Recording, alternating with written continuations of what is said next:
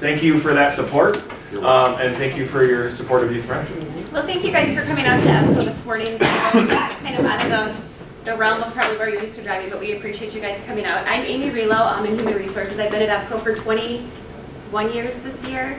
This is Rich Duval, Director of Systems Engineering. So he's going to kind of go through the PowerPoint if you guys have any questions, and then we'll go through and do a tour. If you want to get up and use the facilities or grab snacks or coffee, feel free to do so.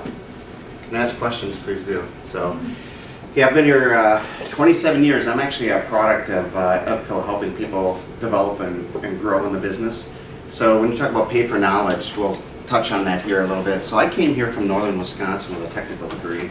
Started working in what's called a metrology lab next door, but we only had one machine in the whole company at that point.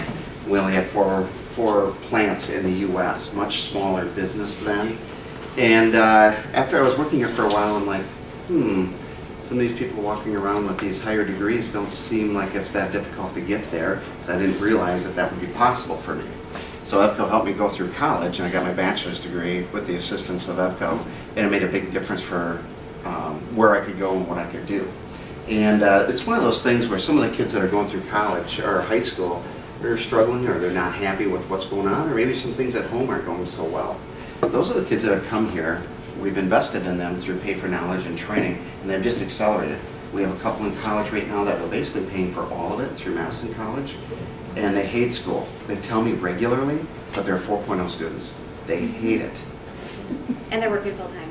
And they're working full time, and they are up and coming stars for us. They will be big players in this business. So those kids that are struggling, if you see them and they see what's going on, you know, especially here at EVCO, if they can be productive and they can really make a difference here, we'll invest in them. What did you end up getting your degree in? Business management, and then a minor in sales and marketing. So I've got the technical side through the part prints and then working up through the factories, Yeah. and then I've got the business side. And I used to say a lot until I had a professor that recorded me and then beat on me. So I noticed I'll never say when I'm presenting. You guys can count. We will. Yeah, you can count. All right, EVCO Plastics. So this is a picture of our clean room, which is down by the interstate. You know, some people struggle with allergies, things like that. Our clean room doesn't have any of that in it. It's there. All of our facilities are conditioned around the world. And so that was a little piece. We were lucky enough to get featured on NBC News. And the gentleman in there that's saying, "I hope not," is our chairman, President Dale Evans. So this business here has really done a nice job of getting attention to ourselves. Director of Marketing is actually our chairman's daughter, Anna. She's a DeForest High School grad. And she has pretty good experience in many other industries. And she brought that know-how here to EVCO, and it gets us attention. It opens doors for us for big OEMs. In the past, when we would court new business, a lot of companies, they didn't know who we were. They didn't know where we were located. They knew nothing about us. Therefore, they've seen us as a risk to do business with. So getting that marketing attention made a big difference for us long term. Our responsibility, this is one of the things that we go over in a lot of our business meetings in every facility twice a year. And our chairman leads this. And constant respect for people. So it doesn't matter if they just walked in the door yesterday or if they've been here for 40 years. They deserve the respect that a human being would deserve. Uncompromising integrity. Even when we fail with a client, we tell them what went wrong, what we're going to do to fix it, and how we're going to proceed. Same thing with employees if they're upset about something. Well, here's what happened, here's why we're responding this way, and here's how we can deal with each other going forward. Where we improve product quality. A lot of the things that you see laying around in here, it looks a little cluttered, but this is our life. Parts, that's what we do for a living. We come up with solutions and ideas. Our customer had fleets of people assembling these for John Deere in their factories. Our staff seen that when they walked through and they seen an opportunity. We were able to eliminate staff, costs, and of course they repurpose the people. It doesn't mean they get rid of them. And we ended up with a complete in-molded application with screens and a center hub. And we can make one of these every 2 minutes with one person. We put it all together and we do it in one shot. That's what we get paid to do, is be innovative and provide solutions. So when we talk about developing people, we're looking for their ideas. So the STEM programs at the high school, very important to us. We want the problem-solving ideas. Service to our customers, we got to talk to them all the time. We're constantly being pushed to go see customers. What's going on with them? How are they dealing with us? We make Manufacturing technology, you'll see a lot of robotics here. We invest a lot of money into robotics, and if we have people that are interested in that, we'll help them go to school and learn how to make that happen. So it doesn't mean we eliminate jobs. We need all those people. If they show up to work every day and they've got the best interests of our customers in mind, we're trying to make them effective. Okay? Market share. Our goal is to take away business from our competitors and make our customers better and more efficient. And we got to make a profit along the way. Sustainability. Wherever possible, we're trying to make sure that the products are easily disassembled and recycled. It's not always possible. We are at the mercy of our customers' designs. Financial stability. Again, we have to make a profit or we're not going to be here and we're not going to get paid. So we've got to find a way to make sure we're profitable. If we're not, we have to deal with it. How we'll do it? Innovation. I gave you an example of that. Communicate, vision, education, training, and empowerment. We give tours all the time to the local schools. We want the kids to know who we are and what we do, and that there's a lot of jobs that are available. And of course, working smarter. If we can find a better way to do it, and these young kids that are coming through, they got these ideas, and they're vocal. We had a young gentleman from Forest High School yesterday. His name was Skyler, and he had his hand up the whole time, and he had great ideas during the whole class. Everybody else was kind of sitting there, their hoodies were up, and they're hunkered down, and the kid had nothing but something to say and bring up. You know, you could just see that that person, when he gets employed at some point, is going to help solve problems. Our locations. We're sitting here in Wisconsin. We have 4 plants here. There's 3 in DeForest, 1 in Oshkosh. We're also down in Calhoun, Georgia. Mexico is actually a joint venture for us with a Mexican partner down there, and we now have 3 facilities that started with just 1 and 1 major customer, and then it just grew for us. And then of course China. We started building molds in 1989, and then we started manufacturing in 2000. Our China facility leads our whole business on defective parts per million going out the door. They are the best in the business. Our crew has really done a nice job in China, so whenever I hear the comments from people saying it's China junk, it depends on the product design and the materials that are picked and whoever the marketing folks are in the OEM. Because the products coming out of our China factory have been stellar performers. It's been amazing. And our US plants are just shaking their head because they can't keep up with the quality coming out of our China plant. They're really doing a nice job. Some facts about our business. We were founded in 1964. Don and Joe Evans started this business, and Don passed away a couple years ago, but we thanked him for even having the idea and vision to do this. He did it in the basement. This is a basement company that grew up to what we are. What was his first product? He didn't have a product. Everything that he was doing was for other businesses. Railback was headquartered here, Sub-Zero. Yeah. Those types of customers were his first ones, research products. No kidding. Yeah, he was just an innovative, he constantly had paper in his hand and a pencil. He was coming up with ideas and how we could manufacture something. And he was doing that up until he passed away. He'd be sitting in the conference room, drawing something up, and what do you come up with next? Well, the business that's going to take us for the next 30 years. So that's the kind of person that gave birth to this company. It was pretty impressive.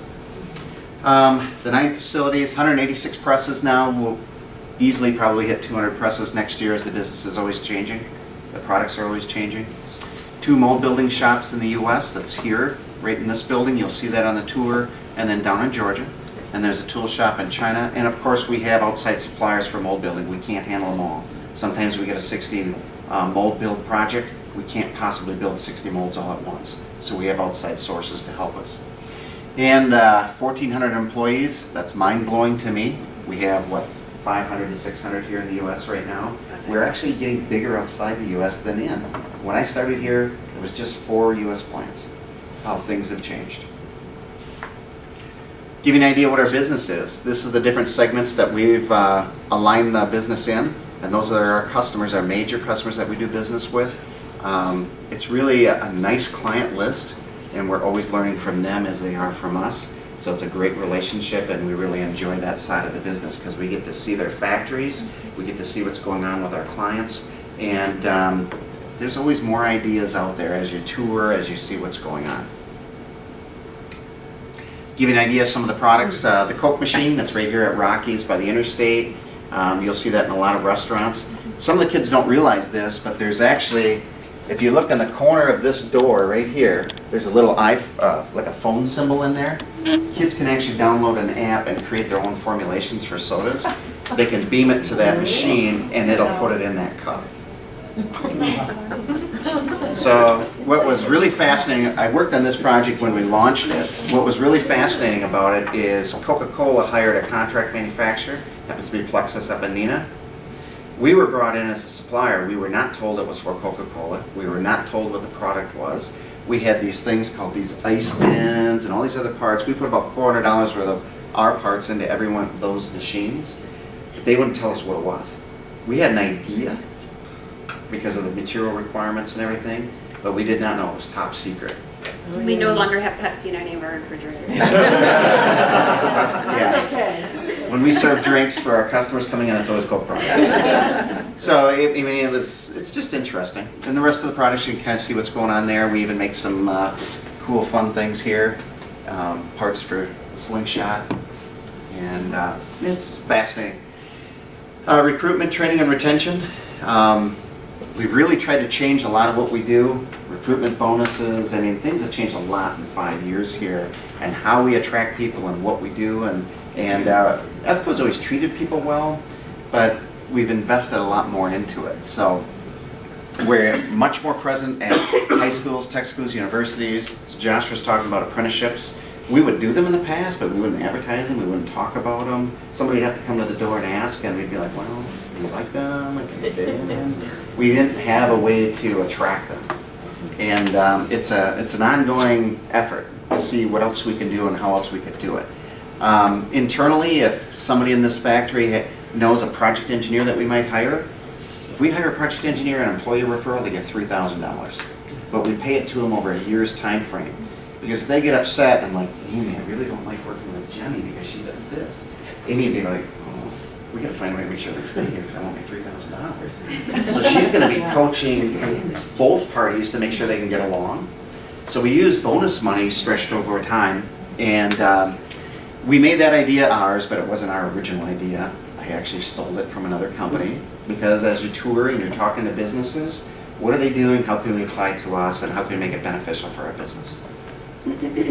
Retention, there's benefits, there's a lot of communication going on, growth opportunities, pay for performance. Training, I kind of touched on that before. I think a lot of the businesses are very similar now. Internships, apprenticeships, plastics engineering, which was new for us in the last year. Josh was a big help for that, other plastics companies in the area. And then we also brought in UW Stout's professor, Adam, and he was a big help to us. And believe it or not, the idea for the plastics engineering apprenticeship was based on our discussions here and my experience with the apprenticeship with my daughter, and then also having beers in Florida with that professor at a plastics show. He was complaining he wasn't getting anybody from southern Wisconsin. And I'm like, what could we do with that? And then we started talking and we came up to where we're at now with the apprenticeship program. Okay. We show this to high school tours. We just had 2 tours yesterday with the Forest High School. Middle school. They were actually 8th graders. They were 8th graders. Start young. They do. We show this slide to them. And if you'll notice here, human skills, inspires, collaboratives, helps others, they're a team player, versus defiant, unethical, they lie, they're stubborn, they're negative. Or on the skills side, can they prevent problems? Can they anticipate them? Can we design problems out? Or are they, they learn really slowly, they get, hard to do their jobs, things like that. If you end up down in this boat, we don't want you. You can probably think of students or employees that fit in any of those. So we tell the students this when they come through. Some of the students have actually taken pictures of that, which I thought, oh, that was pretty cool. And then if you end up over here, should we spend money on you and get you up here? Then we can give you a better career path. And if you're over on the other side, well,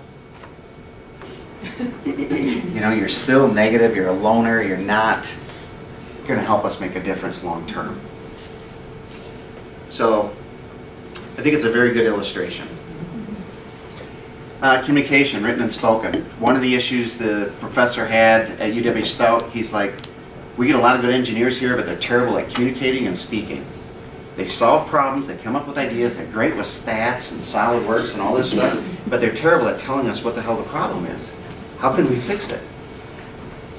And when you're in engineering, you still got to talk to the production people, the quality people, the metrology people, the sales people, the customer. If you can't explain what's going on, what good are you? You could be the best engineer in the world, but if you can't communicate. So one of the things with our internships, after we heard that, what do they have to do now? So last year we started EVCO Educate, so we had 2 college students come in for the whole summer, and we told them up front that at the end of the summer they were going to present to quite a large group of managers and people that they'd worked with, and they had to do a PowerPoint on what they enjoyed, what they did, what they would change, because it was our first year doing it, and they did a phenomenal job at the end of the summer presenting for us. So they're coming back this summer as well. Yeah, so we didn't scare them away. They want to come back. Problem solving in groups, again, that's part of communication, and take responsibility. If we make mistakes here, you gotta own it. We're not gonna swing a hatchet and fire people or discipline. If it's an honest mistake and it's the first time that it's happened, now if you make the same mistake over and over again, that's a different problem. And that comes right from our chairman. Dale is not like that. He gets upset, he'll get irritated, of course he should. At the end of the day, he'll say that was an expensive training session. Okay? So it's a good thing too for the kids that we interact with or that we're trying to attract is if they own it, we try to get past it. Soft skills, you're in control of your actions. We try to make sure people understand the responsibility. You gotta be reliable, you gotta come to work. And if you committed to coming, you better show up or don't commit. Be respectful, positive attitude, show appreciation, be accountable. Professional, we want people to, be enjoyment, be a good person to be around, and you should enjoy your experience and, add value to the people around you. The other thing is, our jobs are to create opportunities for growth and advancement. EVCO has spent, in the last 5 years, $40 million on our business. The owners do not take the money and run. They're pumping it back into the business. That's why we're growing and we're ending up in all these different places. We have one employee that's hourly. We spent $7,000 on his education last year alone. That's one person. And EVCO does not hesitate. We do that if it's the right person. Promote within at least half the time. Hire slow, fire quickly. If people make a lot of mistakes, if we fire quickly, it's not as expensive to hold on to them. And it could cost us a customer if we're not careful. Provide financial security. We got to make a profit to be helpful to our staff and get them to develop and grow. Need great bosses who give real-time feedback. We do have a couple of supervisors that grunt at employees. We're talking to them. Do not do that. We have other employees that their staff throws them a birthday party because they like him that much, and he goes out of his way to take care of them. So we've got both spectrums, and we're trying to coach the other people up. Okay. Provide training and educational systems. Pay for performance. We'll give you an idea of what that is here in a minute. And of course, as much of a relationship as we can have with all the schools in our areas, we're working hard trying to make that happen. And flex time. We have some employees that come into work at noon. Next door, the gentleman's in school in the morning, he shows up at noon. And then he works from noon to 8. If he's short on hours that week, he wants to work on Saturday or Sunday, as long as there's people in the building, sure. But his job allows that. Some jobs don't. Indirect labor and professional staff. This is 14% of our overall costs. I didn't highlight that, but it's try to assign cost to every product sold as far as a dollar. So for every dollar of sales we have, 14 cents is paid into our professional staff. Okay? So gives you an idea of the different jobs that are around here, and it's really infinite. Just about every facet of somebody's interest, the business is big enough to satisfy that interest. The business development group, they're after inventing new ways. Our engineers, our salespeople, I talked about this big screen that we use for harvesters for John Deere. Our staff was just walking through the building and they see an opportunity. This business here led to our production of that big John Deere hood. This value of this hood here for sales, we sell 250,000 of these a year to John Deere. That's worth $8 to $11 million in sales, that one project. that project opened the door for this one. Okay. Production, continuous improvement. We're always looking for better ways in developing that staff. And then information systems is also communication. It doesn't mean it's IT department. It means it's the whole infrastructure and how we can communicate to our clients. Another thing that we've worked hard on in 5 years, we spent a lot of time talking about what benefits and insurance plans do we offer our employees. We've drastically improved these. Competitive salaries, gain sharing programs, we'll tell you what our starting wage is here in a minute. Relocation bonuses, employee referral bonuses, we touched on those things. Paid time off, we have 4 weeks paid vacation, plus a personal day a year, 8 paid holidays per year. After 1 year of service, if you have a new baby at home, mom gets 4 weeks, dad gets 2. We'll pay that.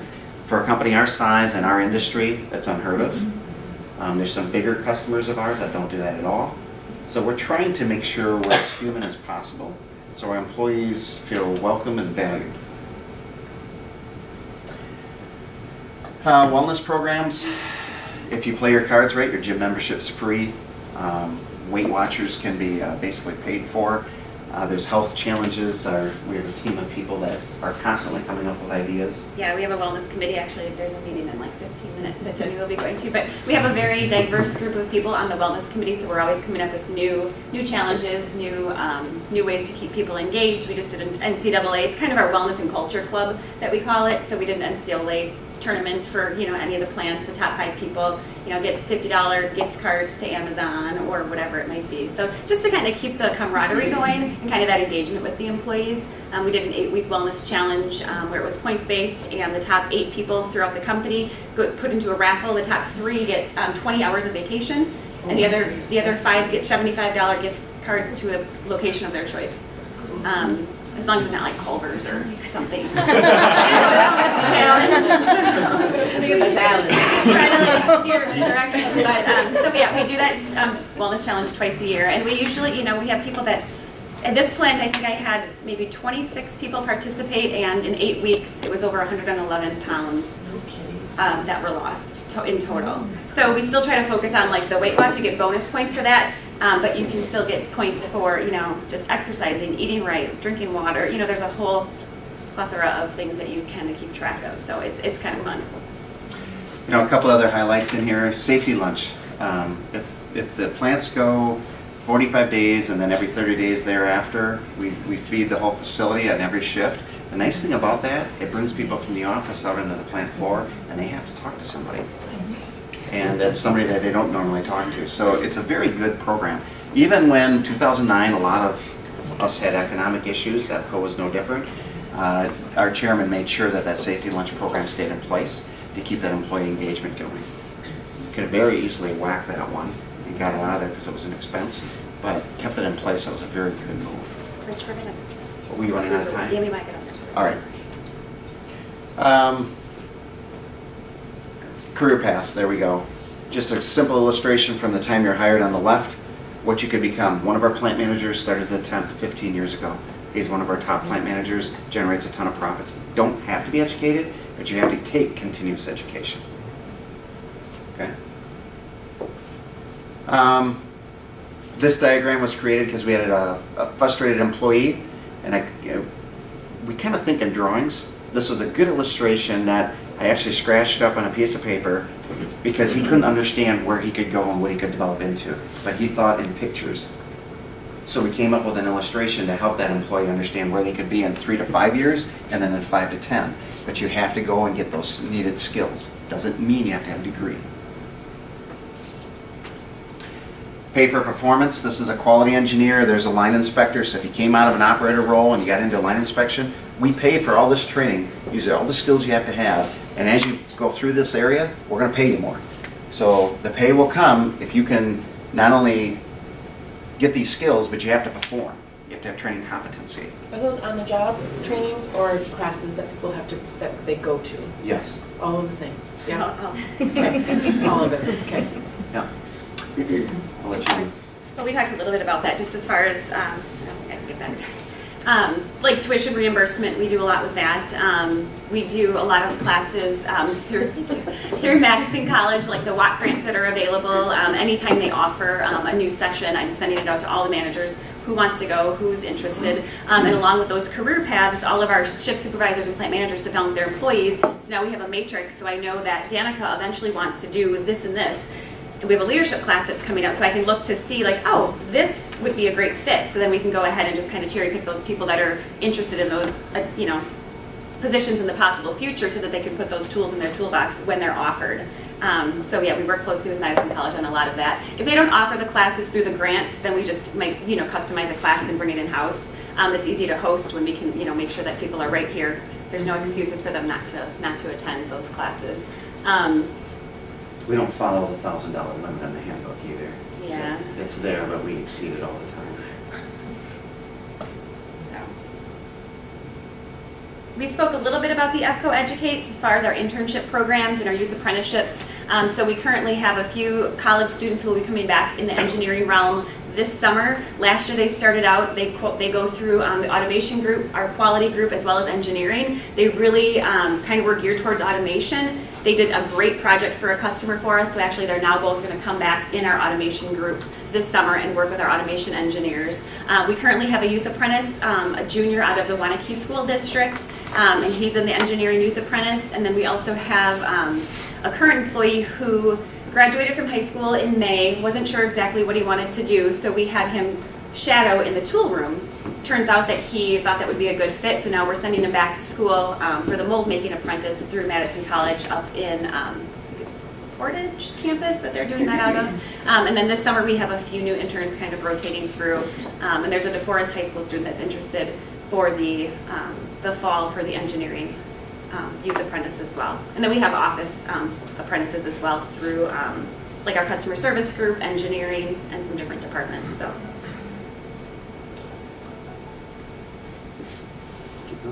As far as some different things that we do to attract employees, because we were having a really difficult time finding, those inspector packer, those entry levels, we're like, well, what if there's somebody that just wants to work part-time? So we offer a $20 an hour part-time position. It's 3 days a week. They work, 24 hours in that week.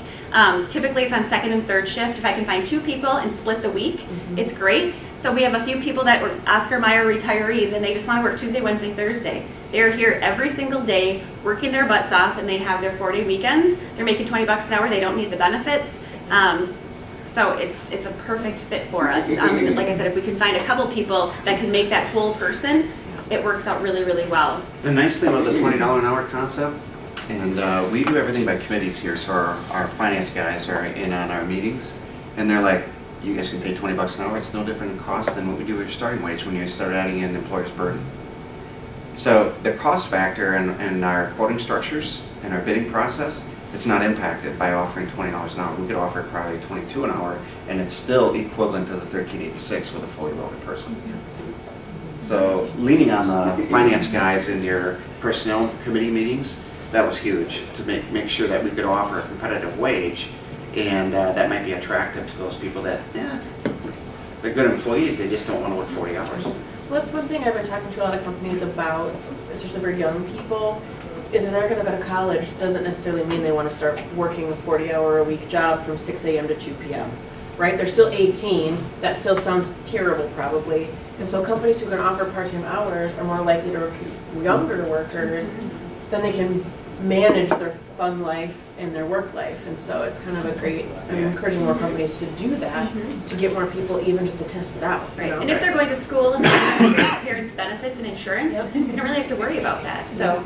And then our basic starting rate, as far as like our inspector packers, which is also our entry level position, it starts at $13.86 when you first come in the door for first shift, and then you get a shift differential for those on second or third shift.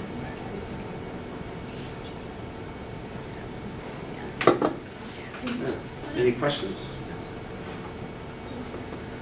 What is your seasonal period for employees? Is it around the holidays, or do you have like a busy time of year that you refer to as seasonal? Well, for the most part, our sales, if you think about January to December, our sales peak in January through the first quarter, then we come down a little bit through July, and then we come back up. But it depends on the products. That John Deere hood is a big part of that. When do people buy them? Spring. So it depends. If that product goes obsolete and we don't get the next one, then our business will change. So each plant, each product line is different. So if you walk through the factory 5 years from now, you probably see half the plant different. 10 years from now, there'll probably be 10% of the sales will be the same as you've seen 10 years prior. Products are always changing and being updated. This one's going obsolete. We have a new one that we're developing and coming out with. So this one here will go obsolete at some point. So those great jobs just don't last long enough.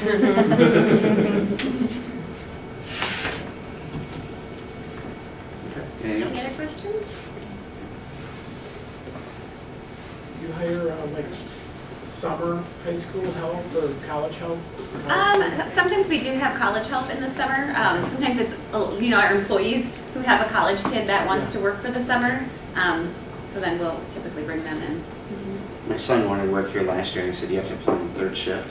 And I don't know you when you come to work here. So I told him how to apply. And I think it took a couple months for them to figure out that it was my son out here on third shift. And that wore him right out. We had less time to go see his friends at 21 in the bar. So that But he was able to do the $20 an hour part-time seasonal position because he doesn't need benefits. And It was a great exposure for him. You got to find out what that was like.